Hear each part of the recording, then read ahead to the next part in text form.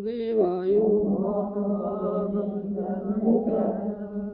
Srimad Bhagavatam, 7th canto, chapter 13, text 26. Tatrapi dampatinam ca sukhayana panuttaye karmani kurvatang društva nivrutasmi viparjayang. Tatrapi dampatinam ca sukhayana panuttaye karmani kurvatang društva Nibhutosmi Viparjayam. Translation. In this human form of life, a man and woman unite for the sensual pleasure of sex. But by actual experience we have observed that none of them are happy. Therefore, seeing the contrary results, I have stopped taking part in materialistic activities.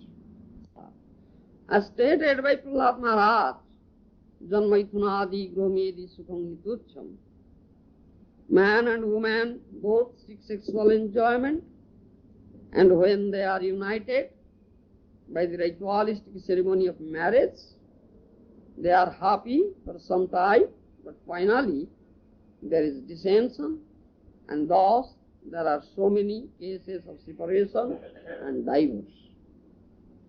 Although every man and woman is actually eager to enjoy life through sexual unity, the result is disunity and distress. Marriage is recommended to give men and women a concession for restricted sex life, which is also recommended in Bhagavad Gita by the Supreme Personality of Godhead. Dharma viruddha bhutesu kamasmi. Sex life, not against the principles of religion, is Krishna. Every living entity is always eager to enjoy sex life because materialistic life consists of eating, sleeping, sex and fear. In animal life, eating, sleeping, sexual enjoyment and fear cannot be regulated. But for human society, the plan is that although men, like animals, must be allowed to eat, sleep, enjoy sex and take protection from fear, they must be regulated. The Vedic plan for eating recommends that one take Yajna or prasad, food offered to Krishna. Yajna Sista Sinasanto Mutyante Sarva Keli Visai. The devotees of the Lord are released from all kinds of sins because they eat food that is offered fast for sacrifice. Bhagavad Gita, 3rd chapter. In material life, one commits sinful activities, especially in eating, and because of sinful activities, one is condemned by nature's laws to accept another body, which is imposed as punishment. Sex and eating are essential, and therefore they are offered to human society under Vedic restrictions, so that, according to the Vedic injunctions, people may eat, sleep, enjoy sex, be protected from fearful life, and gradually be liberated and liberated from the punishment of material existence. Thus, the Vedic injunctions for marriage offer a concession to human society, the idea being that a man and a woman united in a ritualistic marriage ceremony should help one another advance in spiritual life. Unfortunately, especially in this age, men and women unite for unrestricted sexual enjoyment. Thus, they are victimized, being obliged to take rebirth in the forms of animals to fulfill their animalistic propensities. The Vedic injunctions therefore warn nayam deho dehovadam loki kastan kaman rate vidbudamje.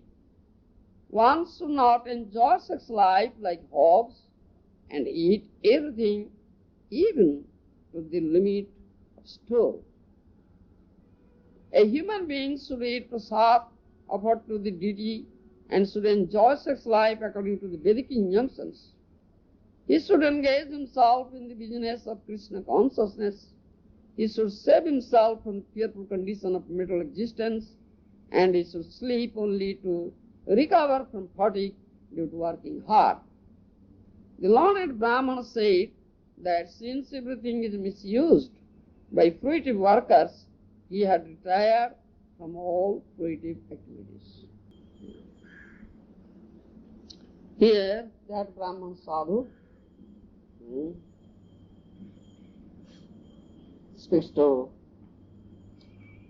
Prahlad Maharaj, or replying to the queries of Prahlad Maharaj, says that the actual form, in human form of life, a man and woman unite for sensual pleasure of sex, but by actual experience we have observed that none of them are happy.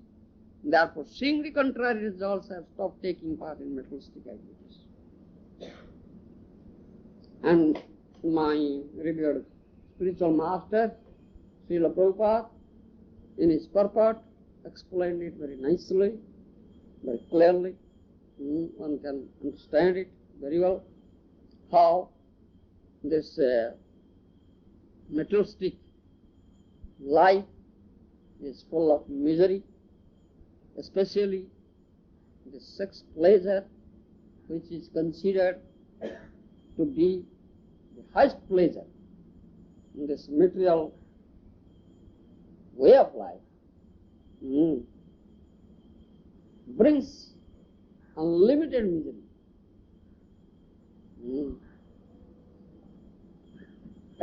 At end, you see, jai sanspurja bhoga dukkha jona evate abhyantavanta kaunteya nate suramate buddha.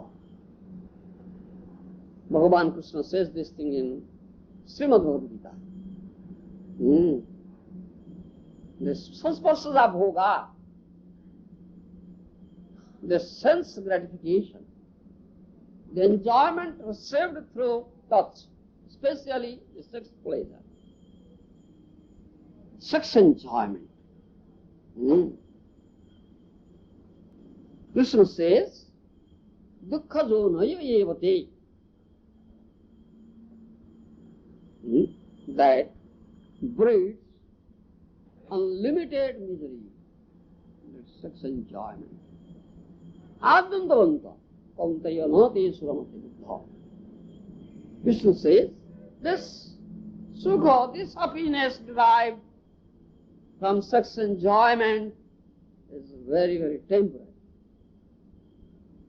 fleeting pleasure. And result is unlimited misery.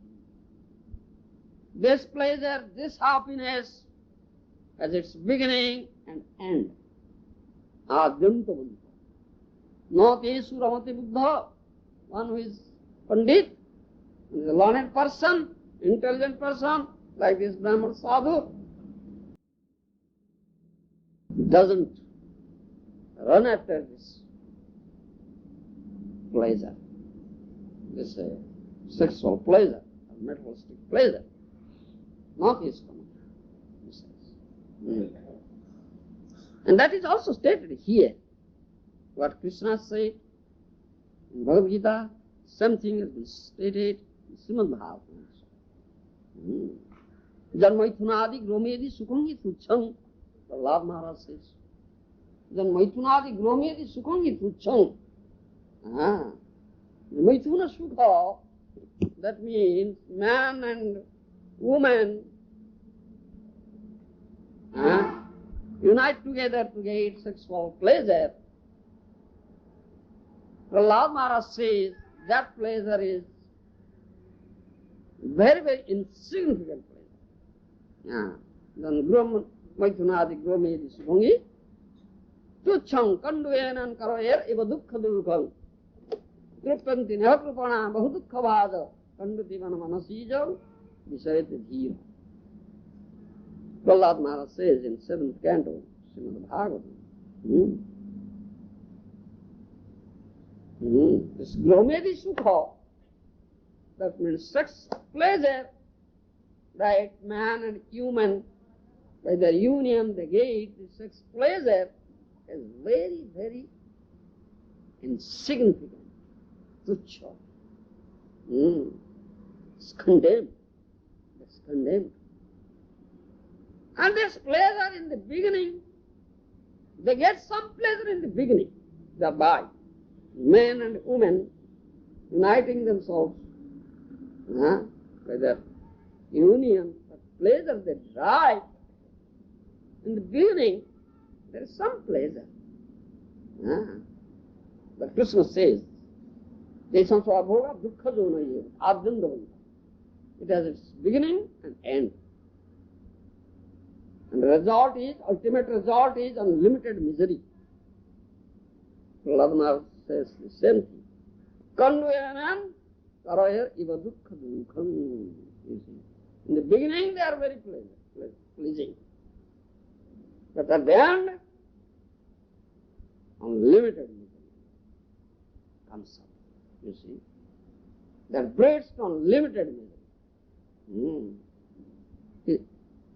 Prahlad Maharaj gives an example. Kandvayanam karaya iva dukkha dukkham. You have this itching sensation here in the hand. In the beginning, itching is very pleasing. Pleasing itching. I like it. Nice. It's very pleasing. But ultimately, you'll find there will be big itches, big sore, wound, and giving you so much pain. You see? Kanvayanam karayareva dukkha dukkham. Ultimately, so much misery, so much pain, which was in the beginning very pleasing, but ultimately it was displeasing. It was displeasing. So much misery, so much pain. Similarly, this Jnana Sukha, the sexual pleasure. In the beginning there is some pleasure, but at the end, unlimited misery. Those who are ignorant fools, they suffer from this sexual union. Do you understand? Bahu dukkha, unlimitedly. They get unlimited misery. Bahu dukkha vada. And they are never satisfied. Though they are getting so much misery, still they are not satisfied. They never cease from that sexual enjoyment. From their sex enjoyment. They never cease from it. Bahu dukkha truppanti nihakrupana bahu dukkha. They are cripples. They are misers. They are fools. An ignorant fools. They cannot realize this thing. They cannot understand this thing. That this sex enjoyment gives me so much misery, so much pain. Still, they run after it. They never cease from it. They never get any satisfaction. And also, ninth canto Srimad Bhagavatam, Maharaja said that. Nandat kam kamanam bhuho yena sarnati avisakha sumratmeva bhuya bhavi bhattati. If you pour ghee into the blazing fire, the fire will never be extinguished. It will be more and more ablaze.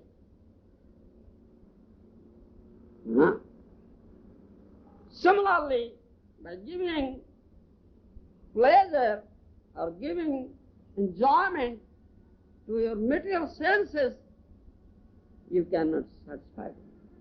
Material senses will never be satisfied by getting material pleasure. The more you engage themselves in material enjoyment, they will want. They will never be satisfied. You understand? Nadatu kama kama. Bhuil Abhishak Krishna Bhakti, Bhuya Bhavi Bhakti. Even that Dadati Maharaj says that an old man is going to die, you see. This next moment he will die. After a few hours he will die. Still he cannot give up. He is unable to give up this pleasure, this desire for pleasure, material pleasure or sex pleasure. You understand? We are saved. In 9th canto, Srimad Bhagavatam, it has been said by Jajat Maharaj, Jijyato Janu Jijyate. Jadastya Dharmativir Jijyato Janu Jijyate. Tantrasnam Dukha.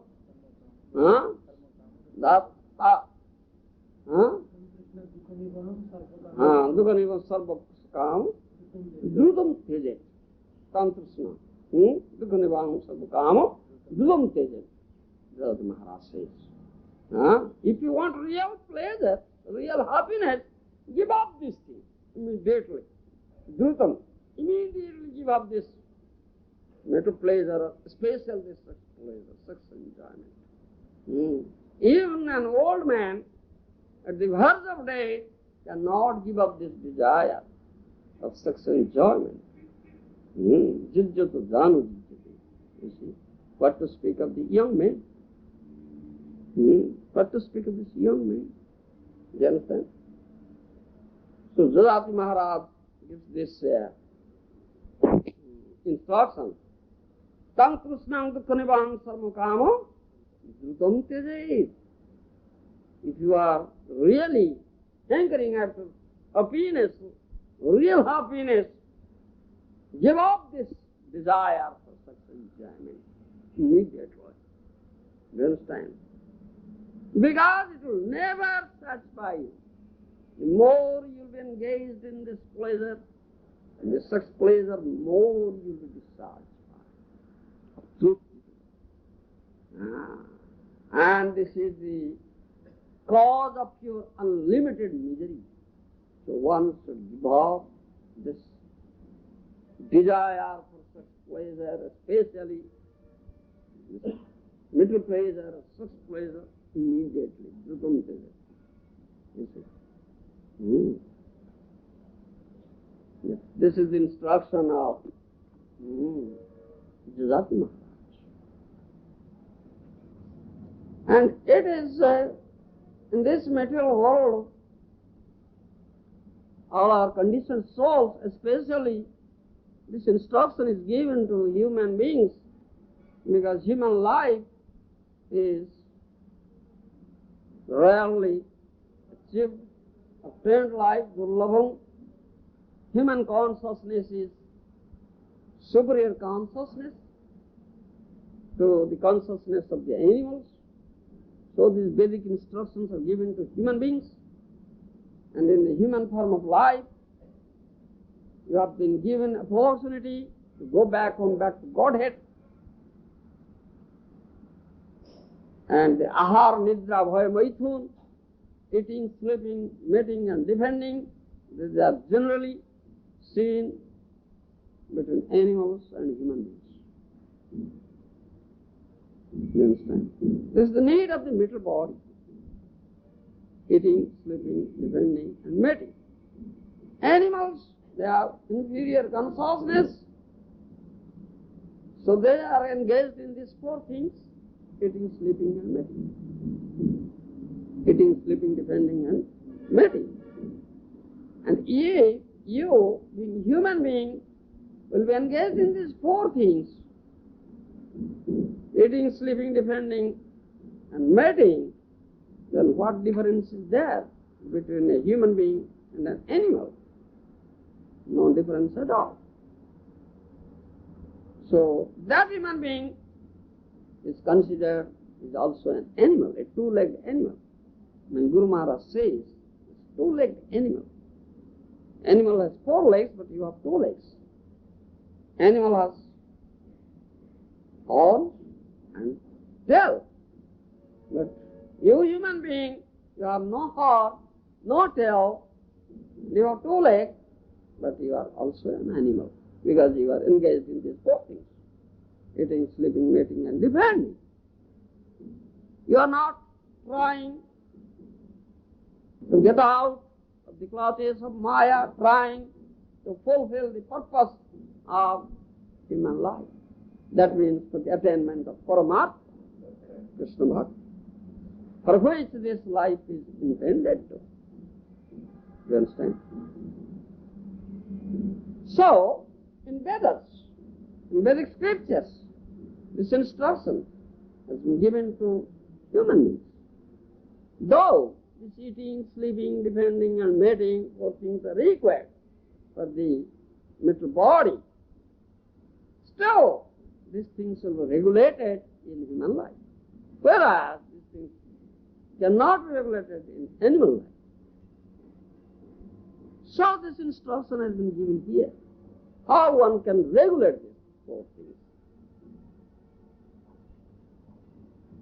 One must eat. The mental body needs some food. Therefore, for human beings it is recommended, instructed that one should eat prasad, offered to Krishna, deities. Jadasnasi tatkarus, Krishna Madarpanam. Whatever you eat, you offer it to me, Krishna says.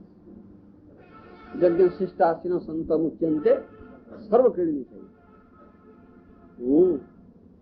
You accept Jagya, the remnants of Jagya, you understand? You offer everything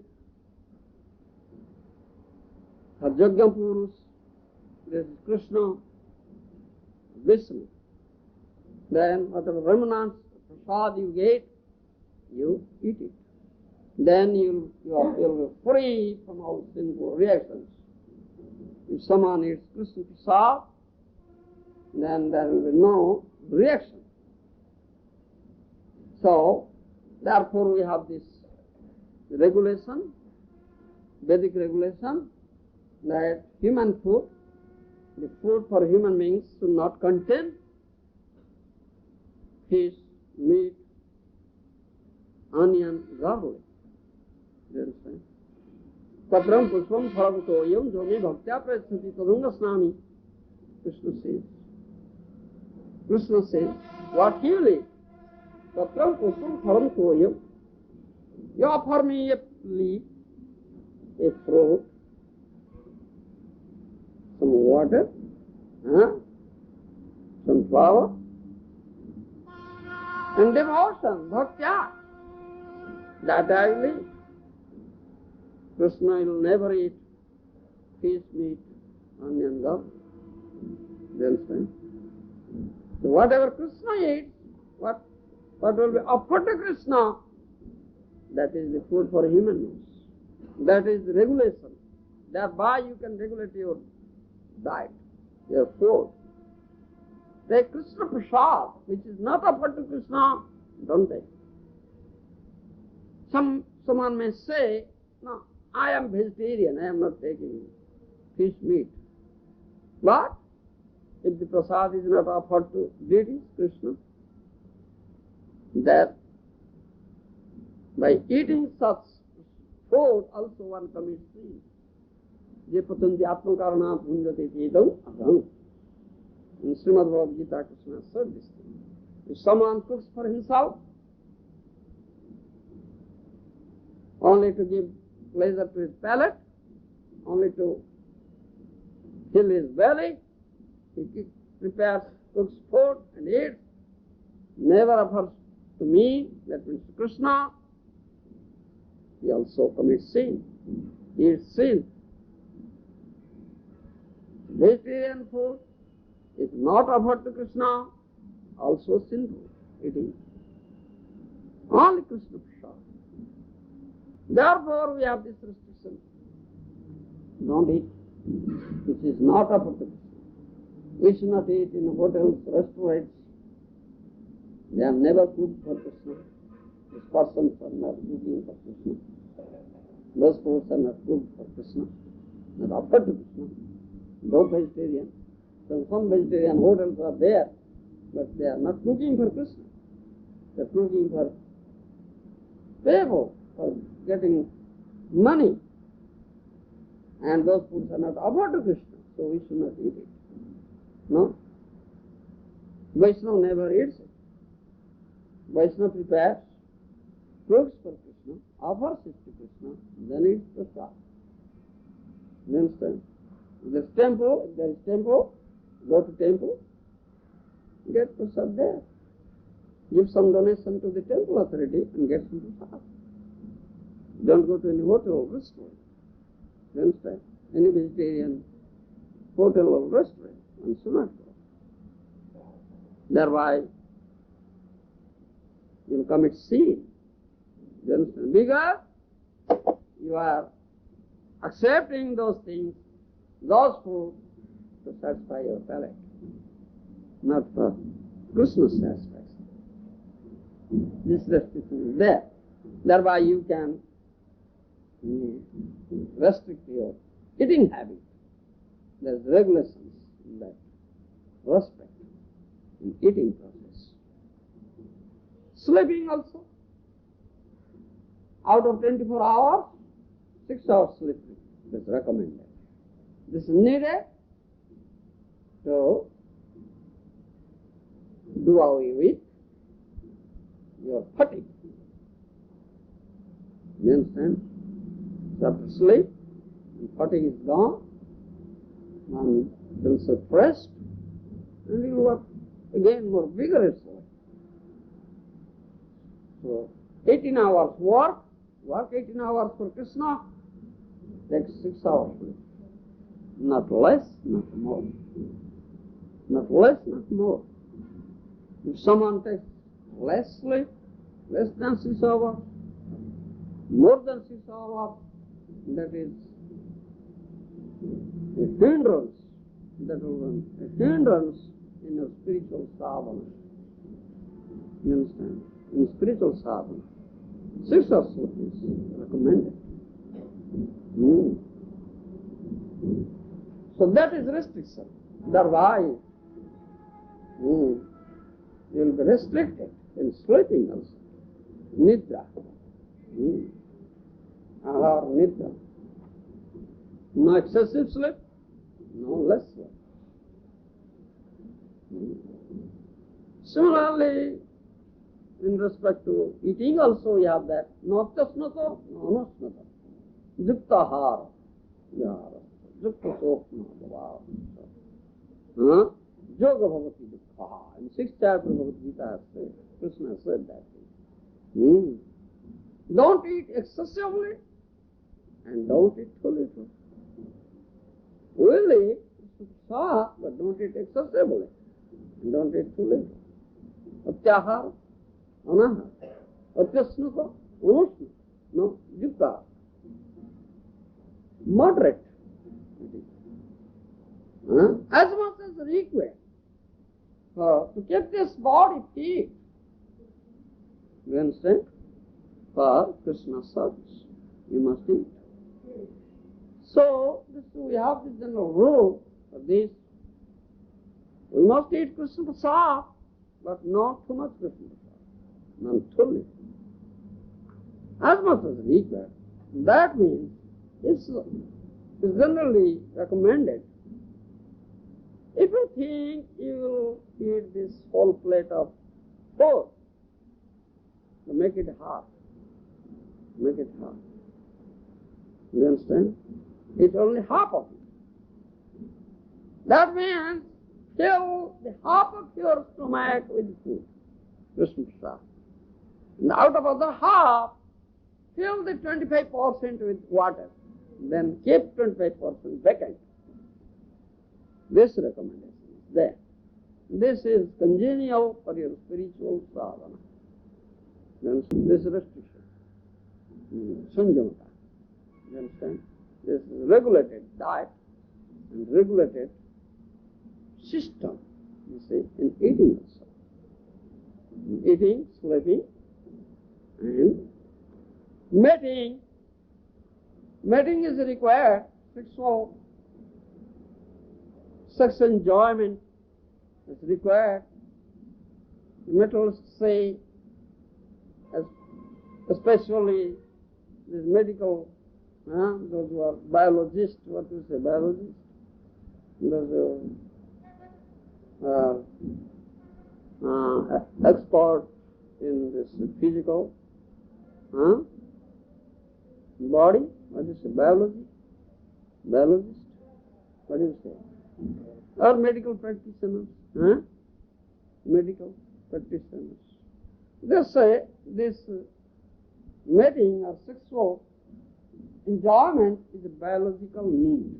They say it is a biological need. This is a need for this material body. 4 things are needed: eating, sleeping, defending, mating. You understand? That's a need. That's all right. It's a need. But in human society, it should be regulated. In animal societies cannot be regulated, these 4 things. But human society should be regulated. How to regulate this mating? This sexual union, sexual intercourse. Therefore it is said there should be Vedic marriage according to Vedic rules, regulations. The man and woman will be united in marriage. And so Vedic instruction is there. Vevaya pradaya narati. Bhagavatam says. Dharma viruddho bhutasmi kamasmi bharatarsabha. Dharma viruddha bhutesu kamasmi bharatarsabha. Bhagavan Krishna says in Bhagavad Gita, I am that kama, I am that sex which is not contradictory to the principles of a religion.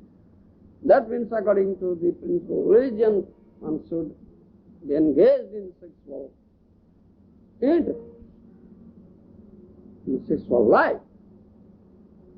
And Srimad Bhagavatam says, Vevaya pradaya narati. Man and woman will marry for only one purpose, that to procreate suitable progeny, to keep up dynasty, to produce Krishna Bhakta Putra, to produce Krishna conscious children. You understand? Not for sexual pleasure. Marriage should not be performed, or man and woman should not unite together for sexual pleasure. This Vedic instruction, it's a regulation. In the 11th canto of Srimad Bhagavatam, Krishna says to Uddhava, when speaking about grasta life, Krishna says, grastasyapi ruto. What a grasta should do? Grastasyapi ruto. Grasta means husband and wife, leading life. Grasta jivan, grasta life. Grastasyapi ruto. The grasta, that means husband, should keep up, should follow this rutu vidhi. You understand? Rutu vidhi. That means grasta must once a month meet his wife at the proper time, when there is proper period for procreation, that means after menstrual period. Menstrual period is once a month. So, at that time, there is a favorable period, time for procreation, you understand, for pregnancy, in order to produce children, Krishna conscious children, and husbands should at least once a month, only once a month, not at least, only once a month, only once a month meet his wife at that time to produce Krishna conscious self. This is restricted. This Vedic India. Not more than once. No. This instruction is for human beings. Human beings should not meet or a married man.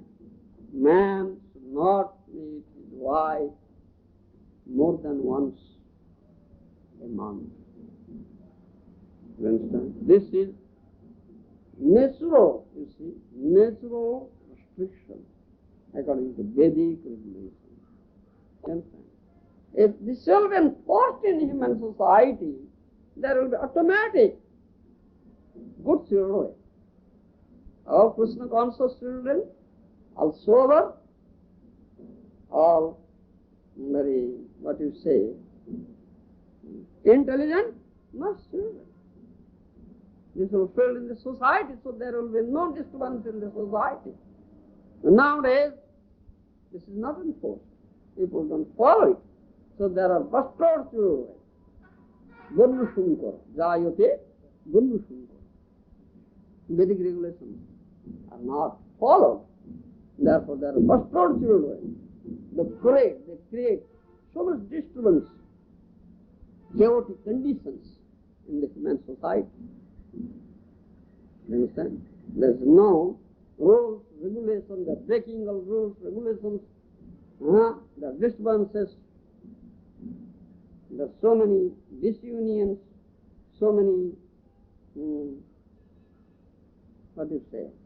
disturbances like that. There's no peace, no happiness at all. You understand? This is the result. This is why there is unhappiness and no peace in the society, because they are not following the Vedic regulations. Human beings are not following. And if this will be followed, this will be enforced by government, by the king or government, automatically there will be happiness, there's peace and happiness, and all sorts of advancement will be there, prosperity will be there, peace and prosperity will be there. Nothing. This is natural. But these fools, ignorant fools, the people are, the government people, government leaders are ignorant fools. They don't know these Vedic restrictions, and they face this problem there, that population, human population is increasing, very rapidly increasing. How to check it? So they face problem, the deficit of foodstuff, and deficit of employment. That means so many people are there, so many unemployed young men are there. The government cannot provide them employment, so they are creating so many disturbances, pollution. You see, that's a great problem before the government. So government is thinking, all right, restrict this population. So they are enforcing this family planning system, that artificial family planning system. There will be sexual enjoyment, but no procreation. Artificial. Why do adopt such artificial procedure? We have natural procedure, very nice procedure. Veda gives basic regulations. Only this will be enforced. That no. In Vedic marriage, there will be Vedic marriage enforced, should be enforced, and the married couple should meet only once a month for the procreation of nice Krishna conscious children. No more than that. We have that lesson, those who are coming to our this moment, Krishna consciousness movement, and Mahaprabhu has given that restriction. Those who do this sadhana, paramarthik sadhana, spiritual sadhana, those who become Vaishnavas, Vaishnava Gostas, they have this restriction. They should meet once a month. No more meeting. Separate. They lead their lives like brahmacharis and brahmacharis. Strict life. That's according to Srimad Bhagavatam. It's a natural family plan. So children will be produced, nice children will be produced. They will be bhaktas, they will be devotees. So if such children will be filled in society, human society, so there will be no disturbances in human society. So all happiness, peace, happiness will be automatically established there in the society. But this is not followed nowadays. Therefore there is no peace, no happiness, no advancement in spiritual path. Their so-called advancement, materialistic advancement, is no advancement at all. Their opening, thereby door to the gate is opened, not door to the spiritual kingdom is opened. That's closed. And they think this is our, progress. This is our progress. Opening door to gate is your progress. You are making upward progress or downward. What do you say? Is it progress going downward or going upward? You understand? Your door to spiritual kingdom is closed and door to gate is open. And they think it is our progress. What is the progress? Isn't it? This is simple affair. How foolish they are. They have no knowledge at all. Krishna has given instruction. In Vedic literature, this instruction has been given how to make advancement. Spiritual advancement is really advancement. Material advancement is not at all advancement. It opens your gate towards hell. It's going downward. How is it advancement? You understand? Spiritual advancement is the real advancement. But these false materialistic leaders, they think by materialistic projects, by materialistic arrangement, they are making plans for materialistic advancement, and they think it is our advancement by going downward to the hell. How fool they are, you see. So Krishna, Sodam Sarvabhutanam, is the only well-wisher friend of all living entities, especially human beings. He gives this teaching through Vedas, Vedic literatures.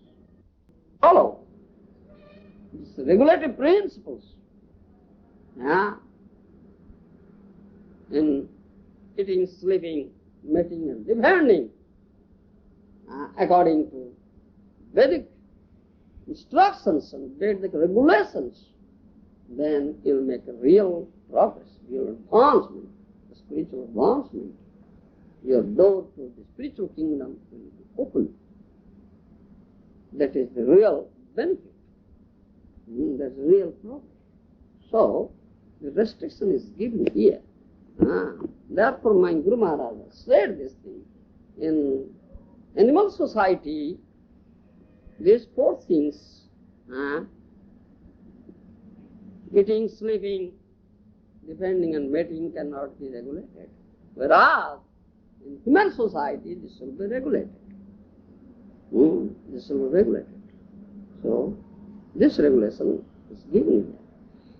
So, this purport is nicely given here in the Srimad Bhagavatam. Srila Prabhupada has given nicely, explained nicely. An intelligent person can understand it. So, this Brahman Sadhu also says that. Jai Srila Prabhupada Ji Maharaj Ki Jai.